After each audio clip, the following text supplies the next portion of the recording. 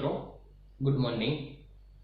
આજના લેક્ચરની અંદર આપણે અસમય સંખ્યાની ચર્ચા કરવાની છે.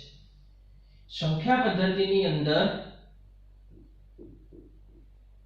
અસમય સંખ્યા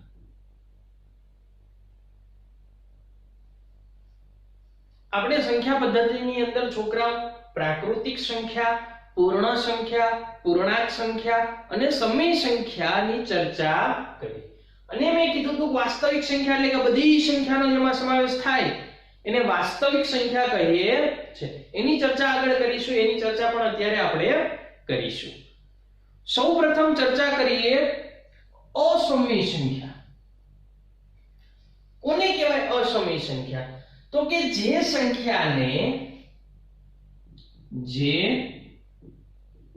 સંખ્યાને p પૂર્ણાંક અને q શૂન્યેતર પૂર્ણાંક માટે p પૂર્ણાંક અને q શૂન્યેતર પૂર્ણાંક માટે p પૂર્ણાંક અને q શૂન્યેતર પૂર્ણાંક માટે p અને q પૂર્ણાંક હોય અને pq ને p/q સ્વરૂપમાં લખી ન શકાય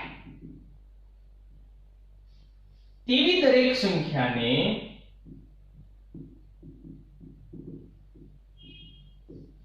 અસમય સંખ્યા કહીએ.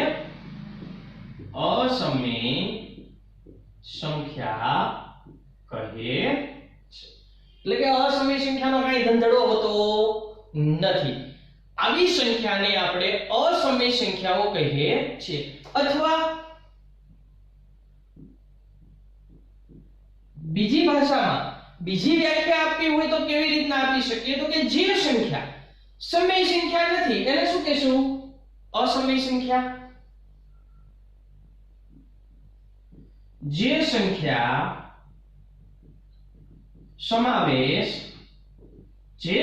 સમાવેશ સમય સંખ્યામાં થતો નથી, સમય સંખ્યામાં થતો નથી તેવી દરેક સંખ્યાને અસમય સંખ્યા કહીએ. આ વાત થઈ છોકરાઓ અસમય સંખ્યાની.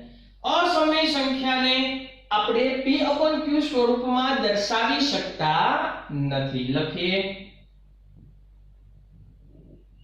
અસમય સંખ્યાને p/q સ્વરૂપમાં લખી શકતા અથવા તો દર્શાવી શકતા નથી. એટલે કે સમય સંખ્યા અસમય સંખ્યાને આપણે p/q સ્વરૂપે દર્શાવી શકતા નથી. કેવી કેવી સંખ્યાઓ અસમય સંખ્યામાં આવે? ઉદાહરણ લઈએ તો કે જે સંખ્યાનું સીધું વર્ગમૂળ ન નીકળતું હોય એવી દરેક સંખ્યા. વર્ગમૂળ 2, વર્ગમૂળ 3, વર્ગમૂળ 4 નહીં આવે કેમ કે 4 નું વર્ગમૂળ નીકળે છે 2. વર્ગમૂળ 5, સીધું ઘનમૂળ નો નીકળતું હોય એવી સંખ્યા. ધારો કે ઘનમૂળ 10, પાઈ ની કિંમત છે 3.14, 15, 17 હાલ્યું જાય 34 કે 35 આંકડાઓ 24 કે 26 આંકડાઓ સુધી હોય છે તો પાઈ આવશે. એનાથી આગળ એક આવી પેટર્ન છે 0.01, 001, 3 વખત 01, 4 વખત 01, આવું અતણ થતું જાય 501, 601. આની કોઈ ધંધડો હોય નહીં. આવું આપણને અવૃત કે શાંત અભિવ્યક્તિ, દશાંશ અભિવ્યક્તિ મળતી નથી. આ દરેકનો સમાવેશ અસમય સંખ્યામાં થાય છે. અસમય સંખ્યાનું દશાંશ સ્વરૂપ કેવું હશે? એટલે કે ભાગાકાર કરો p/q સ્વરૂપમાં ન લખી શકાય તેવી સંખ્યાનું દશાંશ સ્વરૂપ એટલે કે પોઈન્ટ પછીની સંખ્યા. આ કેવું હશે? તો કે અનંત અને અનાવૃત હોય છે. લખીએ અસમય સંખ્યાની દશાંશ અભિવ્યક્તિ અથવા તો દશાંશ સ્વરૂપ અસમય સંખ્યાનું દશાંશ સ્વરૂપ અનંત અનાવૃત હોય છે. અનંત અનાવૃત હોય છે. આ વાત થઈ અસમય સંખ્યા. અનંત અનાવૃત એટલે કેવું? દાખલા તરીકે તો કે 3 આવે શાંત એટલે કે પોઈન્ટ પછી અમુક આંકડા પછી ભાગાકાર ઉભો રહી જાય એને કહેવાય શાંત. અનંત આવૃત એટલે કે અમુક આંકડા પછી આંકડાઓનું રિપીટેશન થાય, પુનરાવર્તન થાય. જે આપણે 9મા ધોરણની અંદર બીજા ચેપ્ટરમાં દશાંશ અભિવ્યક્તિની અંદર બહુ ખૂબ મોટા પાયે અભ્યાસ કર્યો તો મિત્રો, એને કહેશું અનંત આવૃત. અને એના પછી આવે કે પોઈન્ટ પછી સંખ્યાઓ અટકે પણ નહીં અને કોઈ પણ સંખ્યાનું એક સરખું પુનરાવર્તન પણ થાય નહીં. આવી સંખ્યાને કહેશું અનંત અનાવૃત. કોને કહેવાય અનંત અનાવૃત? તો કે દશાંશ અભિવ્યક્તિમાં પોઈન્ટ પછી કોઈ સંખ્યા અટકી પણ ન જાય અને કોઈ અમુક સંખ્યાઓ પછી એનું પુનરાવર્તન પણ થાય નહીં. એવી જે દશાંશ અભિવ્યક્તિ મળે એને કહેશું અનંત અનાવૃત દશાંશ અભિવ્યક્તિ, જે સમય સંખ્યાની દશાંશ સ્વરૂપ છે. ઉદાહરણ જોઈએ કેવું હોય? 0.01 001 0001 00001. આમના માલું જશે, ક્યાંય અટકશે નહીં, ક્યાંય અમુક સંખ્યા પછી એક સરખું પુનરાવર્તન પણ થશે નહીં. આ વાત થઈ અસમય સંખ્યાની. એની આગળ જોઈએ વાસ્તવિક સંખ્યા. કોને કહેવાય? તો કે વાસ્તવિક સંખ્યા એટલે જેમાં બધી જ સંખ્યાનો સમાવેશ થતો હોય તેવી સંખ્યાને વાસ્તવિક સંખ્યા કહે છે. જોઈએ છોકરાઓ, વાસ્તવિક સંખ્યા તો કે જે સંખ્યામાં અથવા તો જે સંખ્યાના ગણમાં દરેક એટલે કે બધી જ સંખ્યાનો સમાવેશ થાય છે તેવી સંખ્યાના ગણને વાસ્તવિક સંખ્યાનો ગણ કહે. વાસ્તવિક સંખ્યાને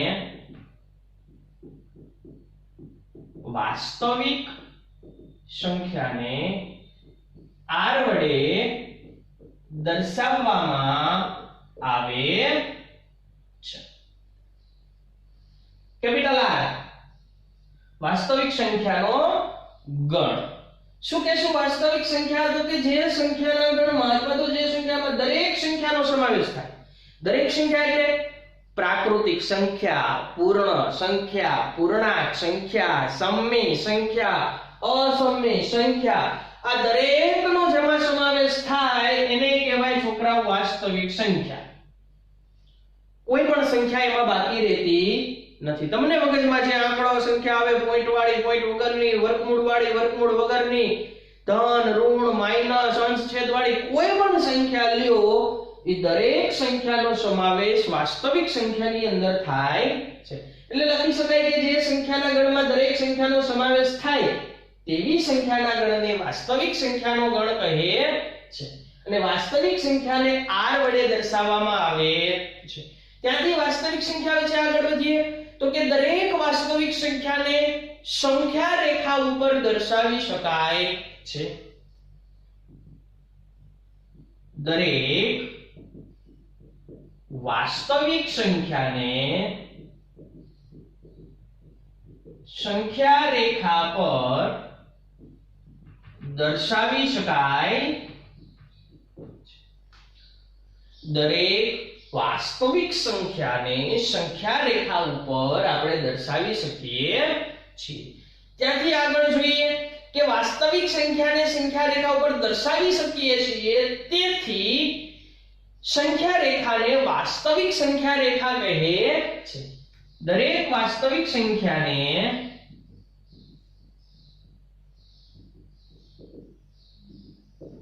સંખ્યા રેખા ઉપર દર્શાવી શકીએ છીએ, તેથી સંખ્યા રેખા પર દર્શાવી શકીએ છીએ, તેથી તે સંખ્યા રેખાનું નામ શું? તો કે વાસ્તવિક સંખ્યા રેખા કહે છે. આ સંખ્યાની ચર્ચા પૂરી. સંખ્યા પદ્ધતિની અંદર સંખ્યા એટલે શું? સંખ્યા સાથેની રમત. એ સંખ્યા કઈ? તો અહીંયા આપણી દરેક સંખ્યાઓ પૂરી થાય છે. કઈ સંખ્યાઓ જોઈએ છોકરાઓ? પ્રાકૃતિક સંખ્યા. શેના વડે દર્શાવાય? કઈ સંખ્યાનો સમાવેશ થાય? પૂર્ણ સંખ્યા. શેના વડે દર્શાવાય? કઈ સંખ્યાનો સમાવેશ થાય? પૂર્ણાંક સંખ્યા. શેના વડે દર્શાવીશું? કઈ સંખ્યાનો સમાવેશ થશે? પછી આવશે પૂર્ણાંક, પછી સમય સંખ્યા, સમય પછી અસમય સંખ્યા, અને આ દરેક જેમાં સમાવેશ થાય તે વાસ્તવિક સંખ્યા. આગલા લેક્ચરની અંદર આપણે સમય સંખ્યા જોઈ. કોઈ પણ બે સમય સંખ્યા વચ્ચે સમય સંખ્યાઓ મળે તે દરેકની સંખ્યાઓ ગોતી. એના પછી આપણે અત્યારે ચર્ચા કરી અસમય સંખ્યાની. ખાસ યાદ રાખજો, સમય સંખ્યા અને અસમય સંખ્યા બંને વિરોધી. જે સમય ન હોય એને જ અસમય કહેવાય. સમયને અસમય કહી શકાય નહીં. જોઈએ સમય સંખ્યા. તો કે જે સંખ્યાને p પૂર્ણાંક અને q શૂન્યેતર પૂર્ણાંક હોય તો pq ને આપણે p/q સ્વરૂપમાં લખી ન શકીએ તેવી દરેક સંખ્યાને અસમય સંખ્યા કહે છે. અથવા બીજા ભાષામાં કેવું હોય તો બીજી વ્યાખ્યા આપવી હોય તો જે સંખ્યાનો સમાવેશ સમય સંખ્યામાં થતો નથી તેવી દરેક સંખ્યાને અસમય સંખ્યા કહે છે. અસમય સંખ્યાને p/q સ્વરૂપમાં દર્શાવી શકાતી નથી. ઉદાહરણ જોઈએ કેવી કેવી હોય છે? તો કે જેનું વર્ગમૂળ, ઘનમૂળ, ચતુર્થમૂળ સીધું ન નીકળતું હોય. 36 હોય તો આપણને ખબર છે એનું વર્ગમૂળ 6 નીકળે તો 36 ને અસમય ન કહેવાય, સમય કહેવાય. એટલે કે સીધું વર્ગમૂળ, ઘનમૂળ, ચતુર્થમૂળ, પંચમૂળ એવા મૂળ ન નીકળતા હોય, પાઈ અથવા તો કોઈ સંખ્યા છે દશાંશ ચિહ્ન એટલે કે પોઈન્ટ પછી પુનરાવર્તન ન થાય અને સ્ટોપ ન થઈ જતી હોય તેવી દરેક સંખ્યા, વર્ગમૂળ 2, વર્ગમૂળ 3, વર્ગમૂળ 5, ઘનમૂળ 10, પાઈ 0.01, 001, 0001, 00001. તમારે અસમય સંખ્યા માટે આ પેટર્ન યાદ રાખી લેવું. આખા ચેપ્ટરમાં ગમેના ઉદાહરણમાં કે કંઈ પણ કે અસમય સંખ્યાની ચર્ચા આવે આ પેટર્ન કઈ યાદ રાખવાની મિત્રો? આ 0 પોઈન્ટ પછી 1 0, 1 0 લખ્યા પછી 1, 1 પછી 2 0, 2 0 પછી 1, 1 પછી 3 0. અહીં એકડાની જગ્યાએ બગડો થાય, બગડાની જગ્યાએ તગડો થાય, તગડાની જગ્યાએ ચોકડો થાય, ગમે એ આંકડો આવે. 0 ની જે પેટર્ન છે તે પેટર્ન વિખાવી જોઈએ નહીં. આને કહેશું અસમય સંખ્યા. અસમય સંખ્યાનું દશાંશ સ્વરૂપ કેવું હોય? પોઈન્ટ પછીના આંકડાઓ ભાગાકાર કરતા કેવા મળે? તો કે અનંત અનાવૃત હોય. અનંત અનાવૃત કોને કહેવાય? 3 આવે: શાંત દશાંશ અભિવ્યક્તિ, શાંત દશાંશ અભિવ્યક્તિ, અનંત દશાંશ અભિવ્યક્તિ, અનંત અનાવૃત દશાંશ અભિવ્યક્તિ. કેવી છે? તો કે 0.01, 001, 0001, 00001 આવું અનંત સુધી ચાલુ જાય છે. આ ચર્ચા થઈ અસમય સંખ્યાની. એની આગળ છોકરાઓ ચર્ચા કરીએ વાસ્તવિક સંખ્યાની. તો કે વાસ્તવિક સંખ્યા જે સંખ્યાના ગણમાં દરેક સંખ્યાનો સમાવેશ થાય. દરેક એટલે કઈ કઈ? અત્યાર સુધી આપણે જે સંખ્યાઓ જોઈ છે તે બધી પ્રાકૃતિક, પૂર્ણ, પૂર્ણાંક, સમય, અસમય આ દરેક સંખ્યાનો સમાવેશ થાય છે તેવી સંખ્યાના ગણને આપણે વાસ્તવિક સંખ્યાનો ગણ કહીએ છીએ. વાસ્તવિક સંખ્યાને શેના વડે દર્શાવીશું? કેપિટલ R વડે દર્શાવવામાં આવે છે. દરેક વાસ્તવિક સંખ્યાને આપણે સંખ્યા રેખા ઉપર પણ દર્શાવી શકીએ. દરેક વાસ્તવિક સંખ્યાને સંખ્યા રેખા ઉપર આપણે દર્શાવી શકીએ છીએ, તેથી તે સંખ્યા રેખાને વાસ્તવિક સંખ્યા રેખા કહીએ છે. બહુ ખૂબ સરસ રીતે તમને વ્યવસ્થિત સંખ્યા પદ્ધતિમાં સંખ્યાઓ વિશેની આપણે ચર્ચા કરીએ. લખી લો આટલું, આપણે પછી આગળ વધીએ. ત્યાંથી આગળ વધીએ મિત્રો. આપણે યાદ રાખવાની વિશેષ સમજના આગળ દાખલા એવા છે. આપણે અહીંયા જે વાત કરી કે દરેક વાસ્તવિક સંખ્યાને આપણે સંખ્યા રેખા ઉપર દર્શાવી શકીએ છીએ. તો વર્ગમૂળ 2 છે એનો સમાવેશ થાય અસમય સંખ્યામાં, પરંતુ અસમય સંખ્યા પણ વાસ્તવિક સંખ્યામાં તો આવે. તો આપણે દરેક અસમય સંખ્યાને પણ સંખ્યા રેખા ઉપર દર્શાવી શકીએ છીએ. અહીંયા આપ્યું છે સંખ્યા રેખા પર વર્ગમૂળ 2 દર્શાવો. પેલો દાખલો, વર્ગમૂળ વાળી સંખ્યાને સંખ્યા રેખા ઉપર કેવી રીતના દર્શાવી શકાય છે જોઈએ. સૌપ્રથમ તમારે છોકરાઓ સ્કેલ લઈ એક સંખ્યા રેખા દોરવાની છે. હું અહીંયા એક સંખ્યા રેખા દોરું છું.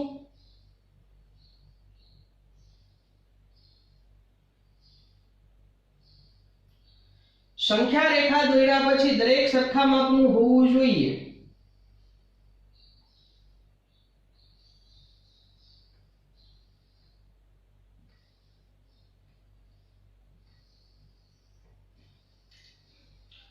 આ મિત્રો મેં એક સંખ્યા રેખા છે તે દોરી છે. આ સંખ્યા રેખાને અહીંયા કહી દઉં 0.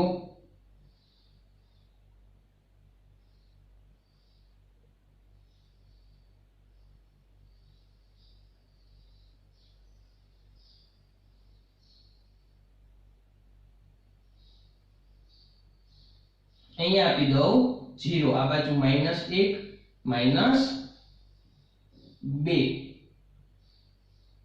અહીંયા હશે 1 2 3 4 5 6 7 એવું અનંત સુધી ચાલુ જતું હશે. હવે વર્ગમૂળ 2 ને સંખ્યા રેખા ઉપર દર્શાવવા માટે આપણે 0 થી શરૂઆત કરવાની. એક એકમ લંબાઈ લેવાની. સૌપ્રથમ કેટલી? એક એકમ. એક એકમ એટલે 1 સેન્ટીમીટર. અહીંયા 0 થી ચાલુ કરવું એટલે અહીંયા પહેલો એક આવે છે એ આપણું થશે 1 એકમ લંબાઈ. કેટલી થાય મિત્રો? 1 એકમ. પરંતુ આને વ્યવસ્થિત લાગે અને મોટું સારું દેખાય એના માટે હું થોડુંક માપ છે તે ચેન્જ કરી નાખું. બબે ગાળાને હું 1 એકમ લઈ લઉં. -1 અહીંયા આપું મેં 1 2 3 અને એટલે હોય 4. આ માપ મેં મોટું એટલા માટે છોકરાઓ લીધું જેથી કરી તમને વધુ સ્પષ્ટ દેખાય. તમારે સ્કેલ થી માપી 1 સેન્ટીમીટર માપ લેવાનું છે એક એક ગાળો, એનાથી વધુ માપ હોવું જોઈએ નહીં. જો પરફેક્ટ માપ લેશો તો જ સંખ્યા રેખા ઉપર સાચી રીતથી તમે દરેક સંખ્યાને દર્શાવી શકશો, નહીતર દર્શાવી શકશો નહીં. આ 0 થી 1 એકમ લીધું. હવે એક આગળ 90 નો ખૂણો બને એવી રીતે તમારે બીજું 1 એકમ માપ લેવાનું છે. ત્યાં ખૂણો કેટલાનો બનવો જોઈએ? 90 નો. 90 નો ખૂણો કેવી રીતના બનાવવો? તમારી પાસે અર્ધવર્તુળાકાર D કોણ માપક હશે એની મદદથી તમારે અહીંયા જે 1 એકમ ચાલો છો ત્યાં 90 નો ખૂણો બનાવતું 1 એકમ લંબાઈનું એક રેખા દોરવાની છે. યાદ રાખજો મિત્રો કેવી રીતના વર્ગમૂળ 2 ને સંખ્યા રેખા ઉપર દર્શાવીએ છીએ.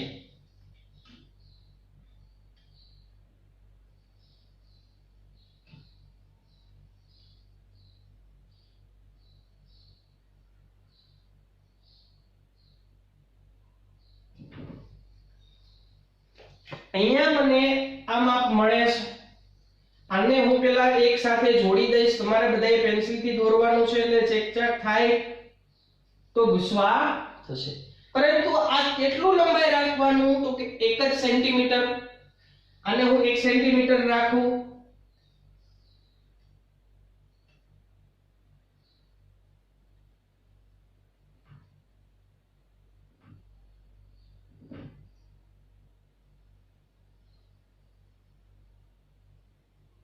આ 1 સેન્ટીમીટર લંબાઈનું માપ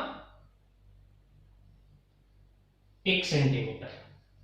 અહીંયા ખૂણો કેટલાનો થવો જોઈએ છોકરાઓ? ખાસ મહત્વનો ખૂણો છે. ફીટ 90 અંશનો ખૂણો થવો જોઈએ. O સાથે આને છે તે જોડી દો. 0 સાથે, સોરી.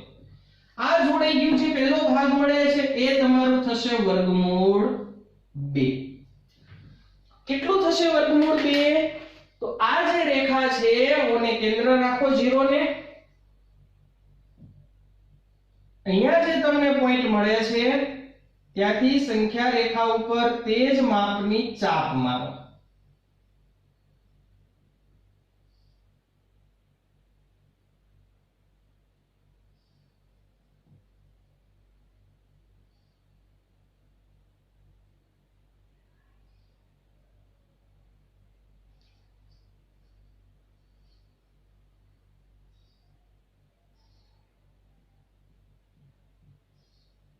તમે જે વર્તુળની પરિકરની મદદથી તમારે આ જે લાઈન છે 0 થી આ વર્ગમૂળ 2 વાળી અહીંયા નામ આપી દઉં a, એને માપવાની છે.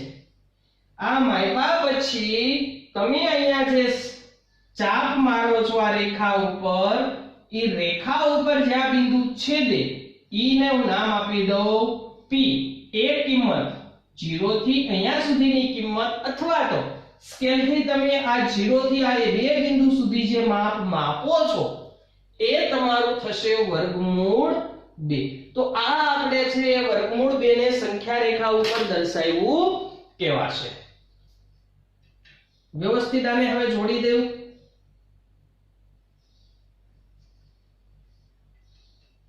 જોડવું જરૂરી નથી, આકૃતિ સારી લાગે એટલે બનાવવું છે. આ 0 થી a સુધીનું માપ અથવા તો a માંથી o ને કે સોરી આ 0 ને કેન્દ્ર લઈ અને એક ચાપ મારો. ચાપ જ્યાં છે તે 0 અને એ માપ એ આપણું વર્ગમૂળ 2 છે તે દર્શાવે છે. આને વર્ગમૂળ 2 સંખ્યા રેખા ઉપર દર્શાવ્યું કહેવાય. બહુ સહેલું છે. જો સમજાઈ જાય તો આ વર્ગમૂળ 2 પછી વર્ગમૂળ 3 વર્ગમૂળ 4 વર્ગમૂળ 5 6 7 8 વર્ગમૂળ 10 વર્ગમૂળ 500 ને પણ આપણે સંખ્યા રેખા ઉપર દર્શાવી શકીએ છીએ. જોઈએ એક વખત સંખ્યા રેખા ઉપર વર્ગમૂળ 2 કેવી રીતના દર્શાવ્યું. સૌપ્રથમ એક સંખ્યા રેખા દોરો. સંખ્યા રેખા દોર્યા પછી 1 સેન્ટીમીટર એ માપ આપો. 0 1 2 3 4 5 આ બાજુ -1 -2 -3 માપ આપ્યા પછી 0 માંથી 1 સેન્ટીમીટર નો જે રેખા છે ઈ એક આગળ 90 નો ખૂણો બને એવું 1 સેન્ટીમીટર નું એક ઊભું કિરણ દોરો, ઊભી રેખા દોરો. આ જે ઊભી રેખા 1 સેન્ટીમીટર ની દોરો છો તેને જ્યાં ઉપર આવે ત્યાં બિંદુ A કયો, 0 ને અને A ને જોડી દો. ઈ જે માપ છે એને સ્કેલ થી માપો. ઈ તમારું વર્ગમૂળ 2 ની કિંમત હોય, પણ આપણે સંખ્યા રેખા ઉપર દર્શાવવાનું છે એટલે સ્કેલ થી માપવાથી નકરું ચાલશે નહીં. 0 ને કેન્દ્ર લઈ બિંદુ A અણી રાખી અને ચાપ મારો. એના ઈ માપની ક્યાં આવશે ચાપ? રેખા ઉપર. ઈ રેખા ઉપર જ્યાં આવે છે ત્યાં નામ આપી દો બિંદુનું P. અહીં બિંદુ P એ વર્ગમૂળ 2 ની કિંમત દર્શાવે છે. કેટલી છે તો સ્કેલ રાખીને માપી લ્યો. એ જેટલી થતી હોય એ વર્ગમૂળ 2 છે એની કિંમત દર્શાવતી હોય છે. આ થયું સંખ્યા રેખા ઉપર વર્ગમૂળ 2 નું દર્શાવવાનું. છોકરાઓ આ 2 પછી 3 4 5 દરેક સંખ્યાને આપણે વર્ગમૂળ વાળી સંખ્યા રેખા ઉપર દર્શાવી શકીએ છીએ, પરંતુ દરેક સંખ્યાને સીધી દર્શાવી શકતા નથી. શા માટે? તો કે દરેક સંખ્યાને 3 દર્શાવવું હોય તો તમારે સૌપ્રથમ 1 અને વર્ગમૂળ 2 દર્શાવવાનું. 2 પછી આગળ પ્રક્રિયા કરો એટલે વર્ગમૂળ 3 આવે.